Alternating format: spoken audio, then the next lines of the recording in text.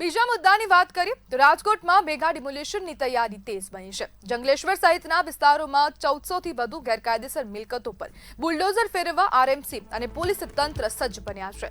Bhaktinagar circle નજીક state high school ખાતે કોર્પોરેશનના 1200 થી વધુ અને પોલીસના 1500 થી વધુ કર્મચારીઓ તૈનાત કરવામાં આવ્યા।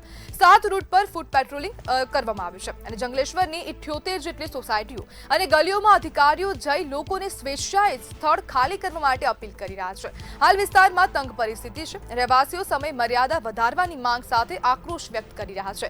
23 ફેબ્રુઆરીથી આજી નદી કાંઠે અને ટીપી રોડ પરના 1492 ગેરકાયદેસર દબાણો દૂર કરવાની કાર્યવાહી કરવામાં આવશે। જ્યારે તંત્રએ સ્પષ્ટ કર્યું છે કે સમયસર સ્થળ ખાલી ન કરાય તો જાનમાલના નુકસાન માટે જવાબદારી કોર્પોરેશન લેવા માટે તૈયાર નથી અને કોઈ પણ પ્રકારનું નુકસાન થશે તો પછી જવાબદારી કોર્પોરેશનની નહીં હોય। તેથી સ્વેચ્છાએ સ્થળ ખાલી કરવા માટે હવે જે આરએમસી છે તેના અધિકારીઓ દ્વારા કહેવામાં આવી રહ્યું છે।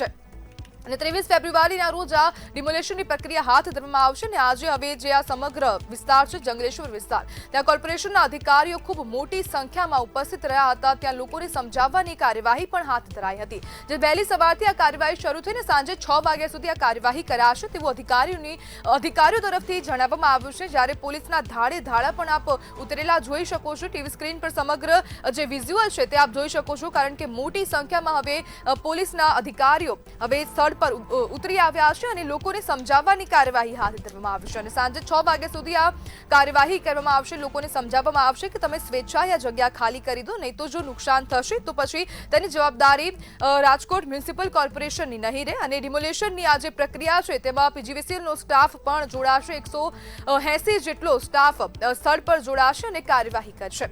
23 ફેબ્રુઆરીએ સવારથી જ ડિમોલેશનની કાર્યવાહી જે છે તે શરૂ કરવામાં આવશે। લોકોને સ્વેચ્છાએ જગ્યા ખાલી કરવા માટે કહેવામાં આવ્યું છે અને હાલ તો લોકોમાં તણાવની લાગણી પણ ફેલાય છે। લોકો આક્ષેપ કરી રહ્યા છે કે અમને જાણ નથી કરવામાં આવી, પરંતુ તે પણ સામે આવ્યું છે કે ડિમોલેશનની આ જે સમગ્ર કાર્યવાહી 23 ફેબ્રુઆરીના રોજ કરવામાં આવશે તે પહેલા 21 અને 22 તારીખના રોજ 21 ફેબ્રુઆરી અને 22 ફેબ્રુઆરીના રોજ હવે લોકોને સમજાવવામાં આવશે કે તમે આ જગ્યા ખાલી કરી દો, નહીં તો નુકસાન થશે તો તેની જવાબદારી કોઈની પણ નહીં રહે અને ખાસ કરીને સત્તાધીશોની નહીં રહે।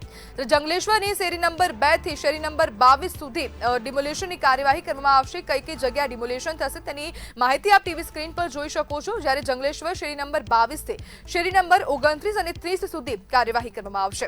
જે ડિમોલેશનની પ્રક્રિયા છે તે શરૂ કરવામાં આવશે। જંગલેશ્વરની તમામ જેટલી પણ શેરીઓ આવેલી છે, જેટલી પણ સોસાયટીઓ આવેલી છે ત્યાં ડિમોલેશનની કાર્યવાહી થશે। સરદાર પટેલ સ્મશાનથી શેરી નંબર 15 સુધી ડિમોલેશન કરવામાં આવશે। જે ટીપી રોડ છે તેને પણ દૂર કરવામાં આવશે। જેટલા પણ જે ગેરકાયદેસર બાંધકામ ત્યાં ખડકી દેવામાં આવ્યા છે તે તમામને દૂર કરવામાં આવશે।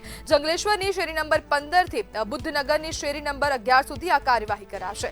જ્યારે જય ભીમરાવ ચોક થી રાધાકૃષ્ણ નગર શેરી નંબર 18 સુધી આ ડિમોલેશન કરવામાં આવશે અને અલગ અલગ 7 ફેઝમાં આ કાર્યવાહી કરવામાં આવશે। જે ખૂબ મોટા પ્રમાણમાં ગેરકાયદેસર બાંધકામો અહીંયા થઈ ગયા છે અને તેને જ લઈને હવે તંત્ર પણ એક્શન મોડમાં આવ્યું છે।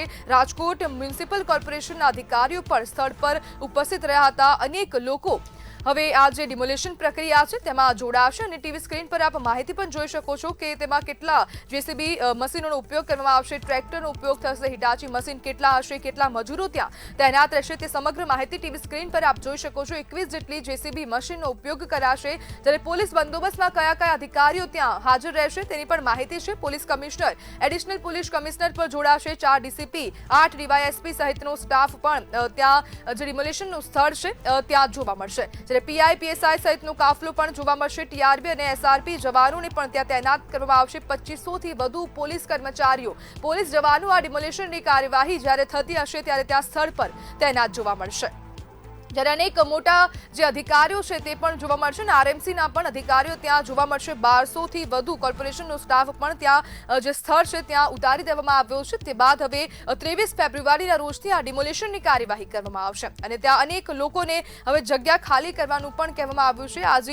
આજી નદી જે છે, આજી નદીનો જે વિસ્તાર છે, પટ વિસ્તાર છે, ત્યાં આ ડિમોલેશનની કાર્યવાહી કરવામાં આવશે અને રાજકોટમાં મોટા પાયે ડિમોલેશનની તૈયારીઓ હવે શરૂ થઈ ગઈ છે।